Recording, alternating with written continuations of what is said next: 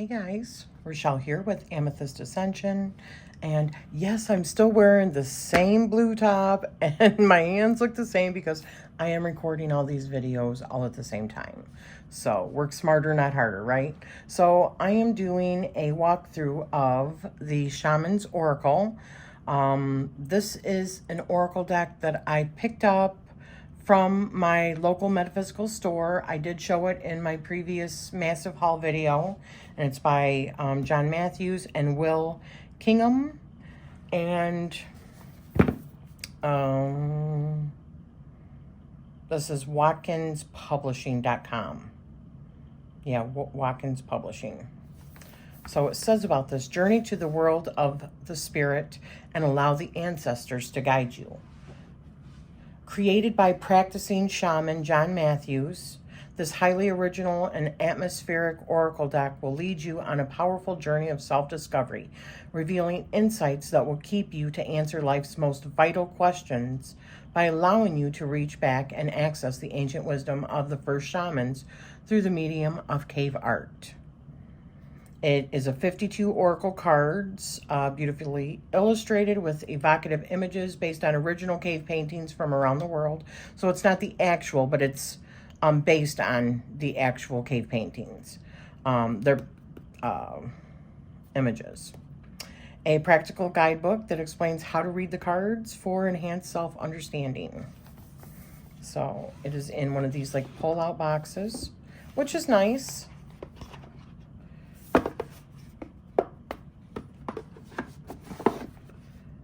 Simple. Here's the back of it, what it looks like. And let's set that aside. Here is the book. I have edged all mine to kind of match as close as I could, the cards, because there's different, which I should probably show. There's dancers in here, there's hunters, there's ancestors. Let me move that a second. There's spirit, there's shamans. Oops. Okay, so we've got our, sorry about the glare. We've got our dancers, hunters, shaman, spirit, ancestor, and we've got two, the journeyer, or the journeyer and the companion. So we'll read about the significance of each of these different categories, but let's read about this. This is pretty friggin' cool. The world of the ancient shaman. And let me grab my glasses again. Damn, you know what? I'm gonna go make me a cappuccino right quick. Okay, much better. I wanted to get me a cappuccino. All right, so let's look at the book here.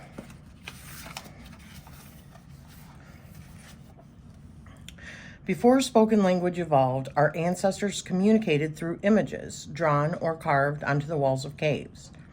The transmission of information in this way developed into a rich and widespread art form known as cave art that can still be seen in various locations across the world. The idea that these images were the representation of inner visionary states is something that we become aware of when we study the practices of a group of hugely important people, the shamans. I have to keep on pausing because of these dogs of mine. Vestiges of shamanic practice remain embedded in many of the world's cultures and religions, and the tradition has undergone a vital renewal over the past 2 decades. Ancient shamanic techniques are now regularly taught and practiced by a growing body of people, enabling many followers of the tradition to reconnect with humankind's most distant ancestors in a far more essential way than archaeology or academic scholarship can provide. Shamans then, as now, underwent trance-like journeys during which they traveled out of ordinary daily reality into a place where they could communicate directly with spirit in its manifest forms, seeking answers to age-old questions as presented to them by individuals or groups. To this day, the role of the shaman continues to encompass guide, mediator, interpreter, listener, and speaker for the realm of spirit. When they undertook out-of-body journeys, the shamans saw or otherwise experienced many remarkable things which they replicated on the walls of caves. As reminders for themselves or as spiritual signposts for those who came after them, a vast proportion of the thousands of images painted or incised on rock walls derived directly from the visionary insights of these first shamans. These images, separated from us by so many generations, can still have an impact on us today by offering a degree of guidance to our 21st century selves. This is the inspiration for the Shaman's Oracle. So it says that it is a system of card reading based on 52 pieces of original cave art. It taps into the power of these ancient drawings by using them as a shamanic window into the world of our ancestors, through which we can seek guidance. The images on the cards are new works of art based on accurate renderings of the cave art. The originals were redrawn from photos taken at the sites, repainted, and then placed on specially prepared rock face designs with subtle lighting effects added. Thus, the Shaman's Oracle presents cave images as our ancestors inscribed them, at a time when shamanism was the only known spiritual practice around the world, though slightly enhanced to make them more accessible for users today. It says this kit provides all the tools that you need to safely enter the world of spirit. The deck of 52 cards with which to carry out readings, and this book, which give full explanations of the cards and how to read them. By learning to use these tools effectively, you can open yourself up to the great wisdom of the ancients. So let's see, exploring the caves. How the Oracle works. The Shaman's Oracle works in a very simple and direct manner. It integrates the primal beliefs and rituals of our first ancestors with the needs and forces that govern our lives today. By using the cards, you create a personal connection with the ancient shaman who once walked between the physical world and the realm of spirit, bringing healing and wisdom to their tribes. Okay, so the cards, each of the 52 cards displays a unique image representing one of the otherworldly beings who will help you on your journey into the realm of spirit. On page 22 through 83 of this book, you will find full descriptions of every card, including an explanatory paragraph to give the background context, a short list of interpretive phrases or words to evoke the most essential meaning of the image, and finally a passage written in a distinctive oracular voice that addresses the user of the oracle directly, conveying wisdom and ideas. In this way, the oracle reflects the practices common to all shamanic traditions, where the shaman, having traveled out of his or her body into the realm of spirit, would return with messages from beings whose role it was to help or support the human community. The cards divided into two main sections as follows. Okay, so we've got the interactive cards, two cards, the Journeyer and the Companion, act as a direct interference between the seeker and the oracular energies of the deck. So the Journeyer, which are these two cards we talked about, this one and this one. So the Journeyer card represents the seeker during a reading. Its symbol is a magical staff pierced with a hole through which the shaman obtained a view into the world of spirit. Okay. And then the companion card acts as the seeker's supportive inner guide. Its associated image is a handprint symbolizing the connection between the companion and the seeker. The tribes. The rest of the deck divides into 5 distinct groups made up of 10 cards each. So there's 5 groups here with 10 cards in each one of them. These cards, collectively referred to as the tribes, mirror different aspects of human life and experience. And it is from them that the seeker discovers the answers to his or her questions. So the spirits here, the tribe of spirits are representations of general non-human forms. They are identified here by the symbols of the feather fan. So in this corner, each one of those has the, okay, all right. They're used traditionally to invoke ancestral blessings, okay? So let's look at those really quick. We'll look at the 10 spirit cards. Spirit of destruction, spirit of initiation, spirit of love, spirit of family, spirit of truth,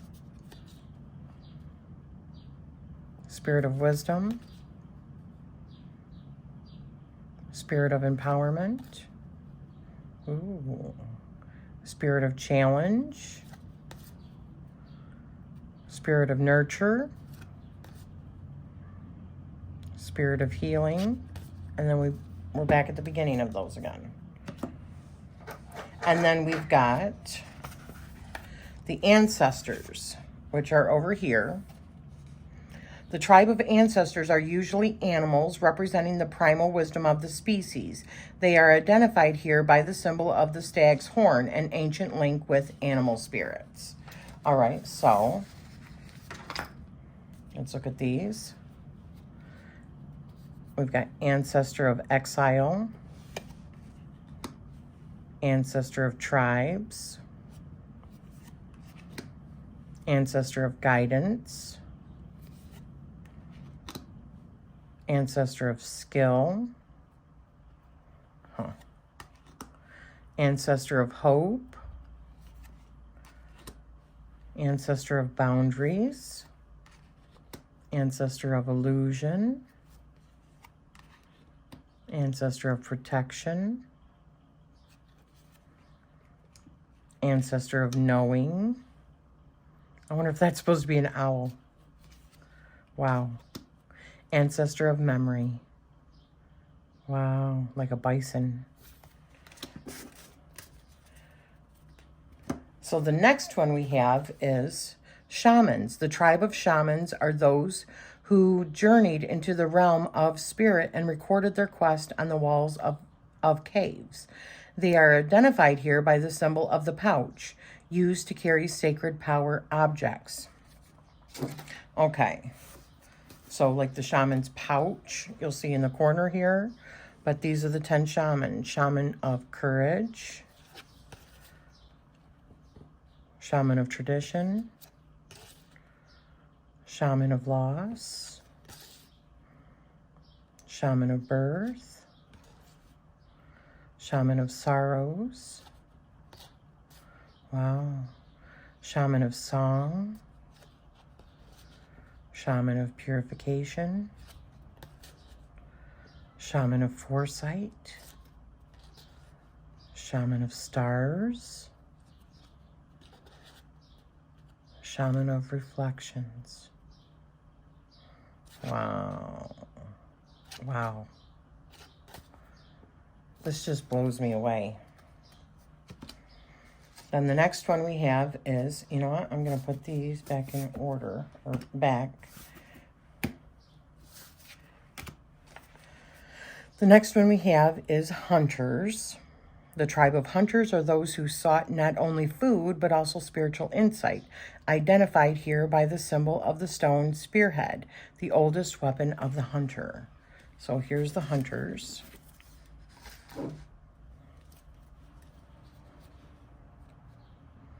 So we've got hunter of mysteries,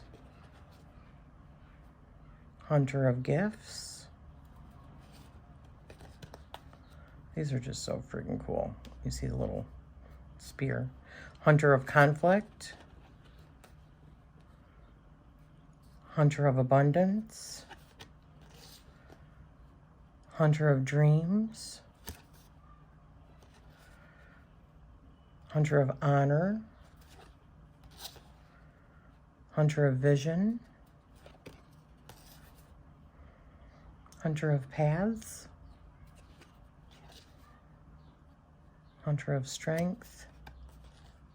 Huh. Tell me that does not look like a damn gray alien. Hunter of Death. Hunter of Mysteries. There we go.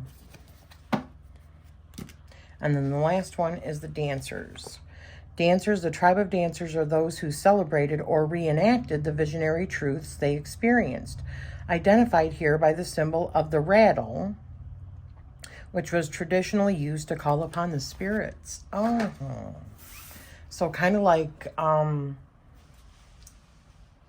mean, even like bells, rattles, shakers, probably like drums. But that's really cool that it calls on the spirits. So we've got Dancer of Promise, Dancer of Life, Dancer of Friendship, Dancer of Joy. That is like weird. Dancer of Inspiration. Makes me think of the legends from, I think it's the Lakota that talk about, or was it the Hopi? I don't remember. About, if you know better, you know, make a comment to it. But about coming back after the flood, coming back up from the inner earth, but it was the ant people that came and got them before the flood. Could that be what that's talking about? Interesting. We'll see. Dancer of Inspiration. Well, Dancer of Lies. Dancer of Beginnings. Dancer of Reconciliation. Dancer of Fear. Dancer of Frustration. Dancer of Promise. Dancer of Life. Dancer of Friendship. Wowza. So, this is how they ended up. That's how I edged them. So, understanding the shaman's universe. We've got Cave of Ice, Cave of Winds, Cave of Hearth Fires, Cave of Rivers, Spirit World, Cave of Earth, and Midworld. The cave oracle glyph opposite is a map of the shaman's universe that visually demonstrates the interaction between the realm of spirit and that of everyday reality. This is the template on which to place your hands during the reading. The palm of the hand represents the midworld. This is the spiritual dimension of our own world, a transitory space from where we can transcend the confines of physical being. It is from this arena that the interactive cards representing the seeker and his or her inner companion are able to operate, and they are placed on this spot during a reading. Branching out from the midworld are the fingers of the handprint. These represent 5 caves, which are the gateways into the spirit realm. Every cave is associated with a particular tribe, and when conducting a reading, one tribe card is placed onto each cave. Beyond the outline of the hand, the red ochre-colored area stands for the spirit world itself. It is from this timeless space that the ancient voices of the past are able to communicate their wisdom, and into which the seeker passes in search of answers. During the journey from midworld to the spirit world, the seeker is accompanied by the energies of the 2 powerful interactive cards, which helps to mediate the oracle received. This journey is symbolized by the image of the handprint itself, as it stands for the present of both human and spiritual beings moving between our world and that of our ancestors. To touch the image of the human handprint with your own is to meet with spirits across time. So when we do this, using the handprint, I believe, is our guide. So we use the 2 cards, the purple cards, and then use the tribes, you know, like draw one and see what the message is what I'm guessing.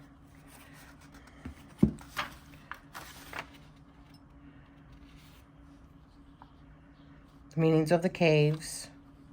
So cave of earth, cave of river, cave of... Oh, and it shows you what they are. Beginnings, the place of unrealized possibility. Okay, so I'm not going to go in any more than this. But this looks really friggin' cool. So let's just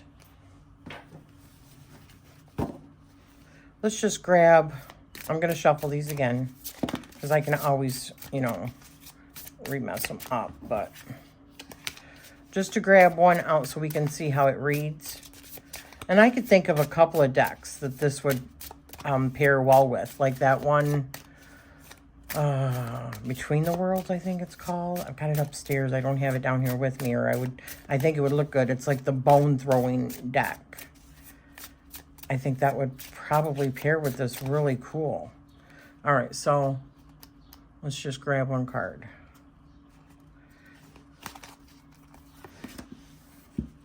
Dancer of Life. So let's see what it says for the Dancer of Life.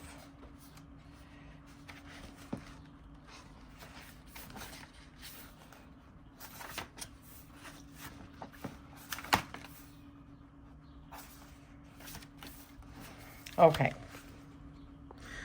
I am the Dancer of Life. I celebrate all that is, all that has been, all that will be. I dance throughout all the human and spiritual realms, following the bright thread of life that connects everything that has being. I teach love, I teach strength, and I impart a belief in the sacredness of all living things. I bring with me the power that breaks down all barriers, that survives in the face of all odds, that shines forth in even the darkest of moments. The Dancer of Life. The explosion of life shines out from every line of this image. A vivid depiction of the vitality and wonder of human existence, just as our ancestors realized that they were both part of and separate from everything alive. So we continue to share that relationship. The Dancer of Life reinvigorates our sense of the life forces that surround us, both human and spiritual, and encourages us to learn from other beings. This dancer celebrates life and gives us the strength to seize the opportunities that each day offers and to rejoice in the spirit of adventure.